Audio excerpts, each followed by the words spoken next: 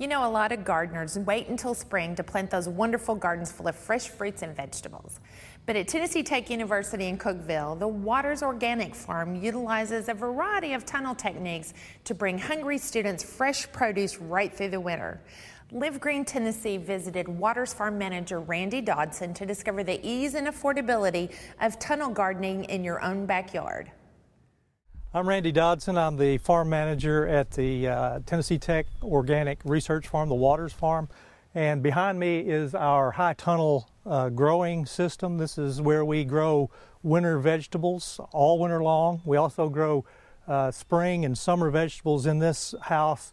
We'll do tomatoes and those kind of things later on as the season warms up a little bit. Behind me, you can see through the doors, the double doors, you can see our walk-in tunnel, which is a very inexpensive, very cheap, very easy to build structure made out of PVC and plastic that we grow some of our hardier plants that don't need as much protection.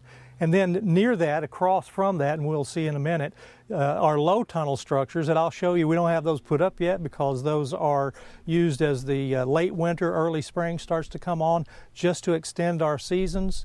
We'll use those low tunnels again in the fall. So we have a system that goes from low tunnels to walk-in tunnels and ultimately to high tunnels. Inside the tunnel, you'll see that we use low tunnel structures inside our high tunnel. We use those especially for those really cold periods like we've recently had here at the farm. We had low single-digit nights. We simply used these row covers, covered these low tunnels with our row covers. We wound up putting 3 layers on. But once we uncovered after the cold period was over, we found out that we had no significant damage. So we began harvesting immediately and have been harvesting ever since. You can see the wide variety of plant materials we have. We have arugula, mizuna, we have spinach, tatsoi, we have kale. There's such a variety, several varieties of lettuce. You can see here the beets, the bull's blood beets. These are used not only as a salad mixture, the foliage, but also we can harvest those beets later on, the root crop itself. Next to that, you can see the this is a broccoli plant. That's the I guess it's the broccoli rabe, this particular one is, which is really used in salads and stir fries. It's a fantastic system using low covers inside high covers. Really a great protection system. Leaving the high tunnel, we go over and take a look at our low tunnels or our walk-in tunnels. These walk-in tunnels are a fantastic addition to our project. They're very versatile. They go together so easily. 1-inch PVC is what we're using, bought at a local store for probably $4 a section. Another 1-inch piece of PVC that holds them all together. We tie that down with a rope to keep them from moving back and forth. A piece of scrap wood with some pipe strap. And I've got a house that I can use covered with plastic to grow virtually anything I want to grow. It's a fantastic, easily put up, easily taken down structure that really extends our seasons and gives us a lot of versatility in the systems that we're using here at Tennessee Tech. It's a fantastic little piece of equipment that I would encourage anybody to take a look at using even in the backyard. This is pretty cool. I'd like to show you what it looks like with plants in it. And here you can see our walk-in tunnel that allows us and gives us a lot of versatility going from that high tunnel structure to this low tunnel structure or this walk-in tunnel. We use hoops in a low tunnel system. You can see these raised beds that give us a lot of warmth and drains a lot of that moisture out in the wintertime. We can grow virtually anything in here with a little extra protection. And what we use for protection is just a simple row cover material that goes over those hoops and protects those hoops at night or in extremely cool weather. Now I guess the best thing to do would be go on outside and take a look at the most simple system that we use, which is a low tunnel by itself in the field. This is a system that anybody can use in their backyards, in raised beds, and plant beds, even at the corners of their houses. So this is a system that anybody can use to grow food year-round, winter, summer, spring, and fall. Let's take a look. And now we'd like to take a look at our low tunnel system, which is really the most simple system that we use here.